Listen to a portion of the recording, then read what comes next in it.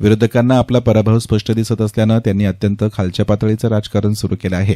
माझ्याविषयी बोलण्यास काहीच मुद्दे उरले नसल्यामुळे विरोधकांनी समता पतसंस्थेची बदनामी करण्याचा प्रयत्न सुरू केला असून इतक्यावरच न थांबता समता बँकेच्या कर्मचाऱ्याला काका कोयटे यांचे काम करतो असं म्हणत मारहाण केल्याचा गंभीर आरोप राष्ट्रवादी काँग्रेस पक्षाचे नगराध्यक्षपदाचे उमेदवार काका कोयटे यांनी केला आहे. प्रभाग क्रमांक 8 आणि 9 मध्ये आयोजित कॉर्नर सभेमध्ये ते बोलत होते. यावेळी त्यांनी विरोधकांवर जोरदार टीका करताना सांगितलं की ज्यांनी स्विमिंग पूल बांधला त्या ठिकाणी आज डुकरं आणि गाढवं लोळतायत. बसस्टँड उलटं बांधून ठेवलं गेलं. ज्या ठिकाणी विस्थापित गाळेधारकांसाठी गाळे बांधून त्यांचा प्रश्न सुटू शकला असता. कोपरगावच्या जनतेला करंटी म्हणणारे, शहरातील नागरिकांचे काम करायचे नाही असे उघडपणे सांगणारे आणि जनतेला कायम झुलवत ठेवणारे लोकच आज विकास कामांमध्ये नेहमी खोडा घालत असल्याचा आरोपही काका कोयटेंनी केलाय. अशा लोकांना या निवडणुकीत त्यांची जागा दाखवा असं आवाहन त्यांनी मतदारांना केलं. तसेच येणाऱ्या 20 तारखेला राष्ट्रवादी काँग्रेसच्या नगराध्यक्षांसह सर्व 30 उमेदवारांना निवडून देत आमदार काळे यांचे हात बळकट करा. आमदार काळे यांना बहुमत मिळाले तरच कोपरगावचा खरा विकास होईल असं आवाहन देखील काका कोयटेंनी आपल्या भाषणाच्या शेवटी केलं. न्यायालयाने त्यांचा दावा सुद्धा फेटाळून लावला. मग त्यांनी काय केलं? आशुतोष दादांवर टीका करण्यासारखं काही नाही, माझ्यावर टीका करण्यासारखं काही नाही. मग टीका कोणावर सुरू केली? माझ्या समता बँकेवर. समता बँक काय आहे तुम्हाला माहिती आहे? समता बँक कोपरगाव शहरातल्या शेकडो निराधार अपंग व्यक्तींना घरपोच रोज जेवणाचे डबे पुरवते. रोज गोडधोड जेवण सणासुदीला त्याच्यात पुरवतं, गरम गरम जेवण पुरवतं. त्याच्याप्रमाणे कोरोनाच्या काळामध्ये जवळपास 3.5 महिने 1000 लोकांना घरपोच जेवणाचे डबे पुरवले होते समता बँकेने. आपल्या जवळच्या एसटी स्टँडवर आम्ही एक माणुसकीचं मंदिर उभं केलेलं आहे. त्या मंदिरामध्ये कोणाला सर्वसामान्य माणसाला कपडे जर लागले ते कपडे द्यायचं काम आमचं गेल्या 4 वर्षापासून चालू आहे. आम्ही एक अभ्यास मंदिर उघडलेलं आहे, स्टडी पॉइंट. त्या स्टडी पॉइंटमध्ये ज्या सर्वसामान्य कुटुंबातल्या लोकांना घरी अभ्यास करायला जागा नसेल त्या 170 मुलं आणि मुली त्या ठिकाणी अभ्यास करायला येत आहेत. मी आज जेव्हा त्यांना भेटायला गेलो त्यांनी आणखी 80 विद्यार्थ्यांची यादी माझ्याकडे दिली. मी त्यांना सांगितलं आता शहराच्या मध्यवर्ती भागात करायच्या ऐवजी आपण वेगवेगळ्या भागामध्ये करू. इम्तियाज भाई, या संजय नगर, सुभाष नगर भागामध्ये सुद्धा आपल्याला मुलांच्या अभ्यासाकरता एक अभ्यासिका उघडायची आहे. त्याचा खर्च सगळा मी करीन, काळजी करू नका. या संजय नगर, सुभाष नगर मधल्या भागातल्या मुलांना सुद्धा शिक्षण मिळालं पाहिजे. ते फौजदार झाले पाहिजे, मामलेदार झाले पाहिजे, कलेक्टर झाले पाहिजे. अशा प्रकारचं शिक्षण जे त्या स्टडी पॉइंटमध्ये दिलं जातं तसं शिक्षण तुमच्या मुलांना सुद्धा देण्याचा प्रयत्न मी या पुढच्या काळामध्ये करणार आहे. शिर्डीला माझा अनाथ आश्रम आहे. त्या अनाथ आश्रमामध्ये 180 अनाथ मुलं राहतात. साईबाबाच्या दरबारात जे सोडून दिले जातात ते अनाथ मुलं राहतात आणि ज्येष्ठ नागरिक सुद्धा 80 ज्येष्ठ नागरिक त्या ठिकाणी राहतात. ते ज्येष्ठ नागरिक मुलांना सांभाळण्याचं काम करतात. त्यांची खाण्याची, पिण्याची, शिक्षणाची सर्व व्यवस्था मी समता बँकेच्या माध्यमातून तर केलेली आहे. समता बँकेमध्ये मी एक व्यवसाय केंद्र उघडलेलं आहे. त्या केंद्रामध्ये मी काय केलेलं आहे? मी काही मशिनी आणून ठेवलेलं आहे. अगरबत्ती तयार करायची मशीन, कापूर तयार करायची मशीन, मेणबत्त्या तयार करायची मशीन, समईच्या वाती तयार करायची मशीन, निरंजनीच्या वाती तयार करायची मशीन, काही शिलाई मशीन आणून ठेवलेलं आहे. पेटीकोट, परकर तयार करायच्या मशीन. त्या ठिकाणी गावातल्या महिला येतात, व्यवसाय करतात आणि त्यांना रोजगाराची संधी आम्ही उपलब्ध करून देतो. अशा प्रकारचं समता बँकेचं नाव झालेलं असल्यामुळे विरोधकांनी काय केलं? समता बँकेवर टीका करायला सुरुवात केली. आमचे जे थकबाकीदार आहेत मोठे मोठे, जे सगळे 420 आहेत, त्यांना जमा केलं आणि त्यांच्या माध्यमातून टीका करायला सुरुवात केली. त्याच्याने काही उपयोग झाला नाही. आज त्यांनी आणखी पातळी सोडली. सकाळी आमच्या समता बँकेच्या एका कर्मचाऱ्याला त्यांनी मारलं, त्याला हॉस्पिटलमध्ये ऍडमिट करावं लागलं.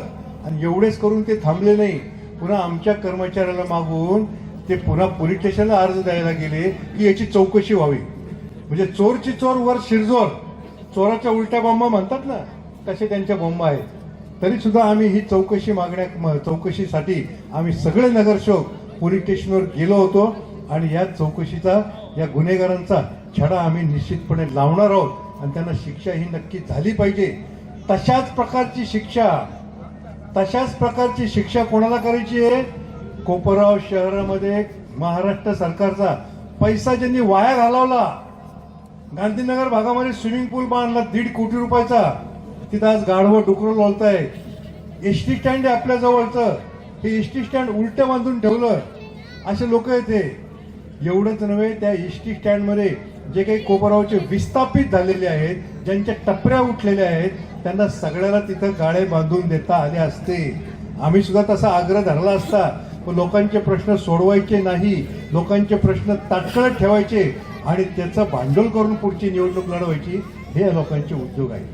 परंतु आम्ही कोणालाही विस्थापित होऊ देणार नाही. उलट विस्थापित असलेल्या तुमच्या या संजय नगर, सुभाषनगर भागातल्या लोकांना सातबारे उतारे देण्याचं काम आपण करू. या संजय नगरवर माझं प्रेम काय माहितीये का? नवीन लोकांना माहित नसेल, हे संजय नगर मी वसवलेलं आहे. मी स्वतः माझ्या हाताने प्लॉट टाकून दिलेले आहे.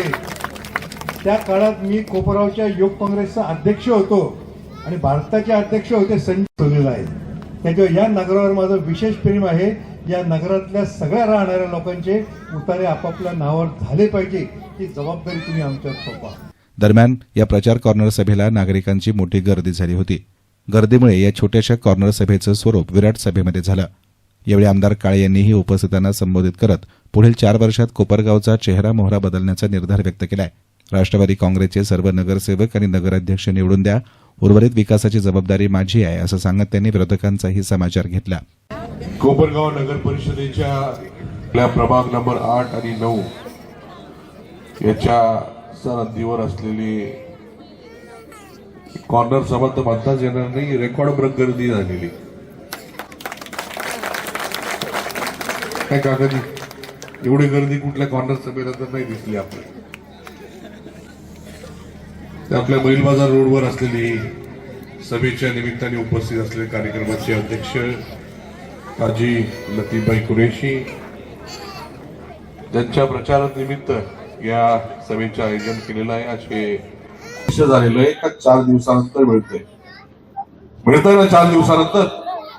याला 1.5 वर्ष झालंय आपल्याला पाणी मिळतं. आलं का लक्षात आपल्याला? 1.5 वर्ष कसा गेलंय हे आपल्याला लक्षात सुद्धा आलेलं नाही.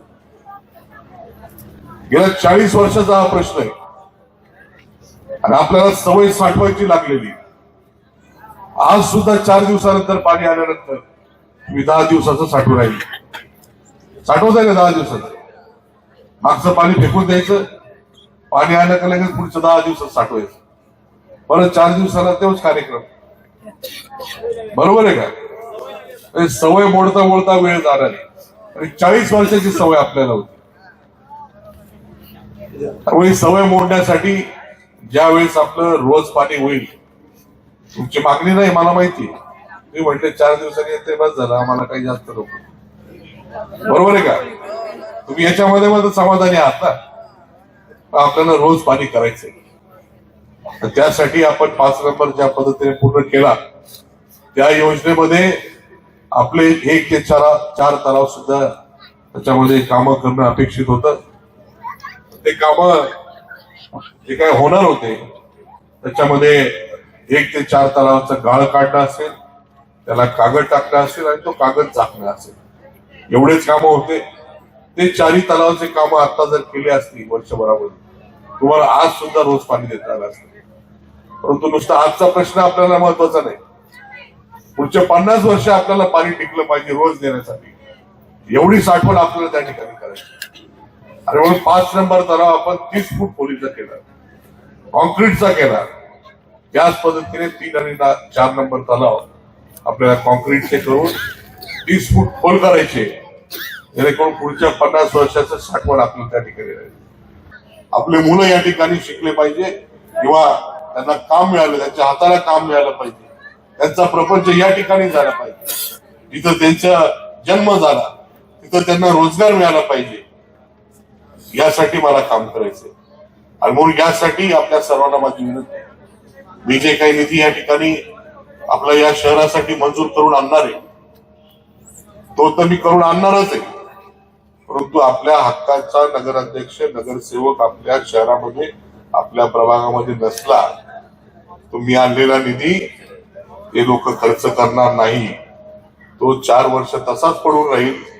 आणि ज्या वेळेस विधानसभेची निवडणूक 2029 या ठिकाणी आपल्या राज्यामध्ये लागेल त्यावेळेस तुम्ही मला विचारणारच.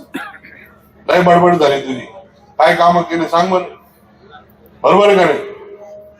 आणि म्हणून माझे काम मी प्रामाणिकपणे पार पाडणार, मी माझी जबाबदारी प्रामाणिकपणे पार पाडणार आहे. जो काही निधी लागेल तो मंजूर करून आणणार. पण माझ्या हक्काचे नगराध्यक्ष नगरसेवक जर नसले तर ही कामं त्या ठिकाणी होणार नाही. हे कामं रखडवण्याचं काम या ठिकाणी नगरपालिकेच्या माध्यमातून होईल.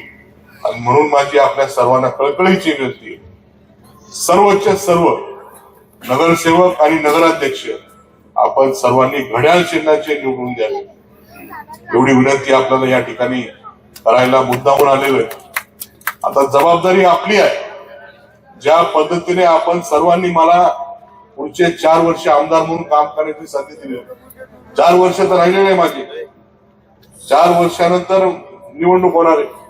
पण ही 4 वर्ष तुम्ही मला जबाबदारी टाकलेली आहे, त्याच पद्धतीने नगरपालिकेची 100% जबाबदारी माझ्यावर टाकावी आणि पूर्णपणे जबाबदारी माझ्याकडे दिल्यानंतर जसे कामं होत नाही मी पाहतो त्या ठिकाणी. या कॉर्नर सभेला परिसरातील नागरिकांसह राष्ट्रवादी काँग्रेसचे पदाधिकारी कार्यकर्ते उपस्थित होते. येसनान मीडियासाठी प्रतिनिधी युसुफ रंगरेज, कोपरगाव.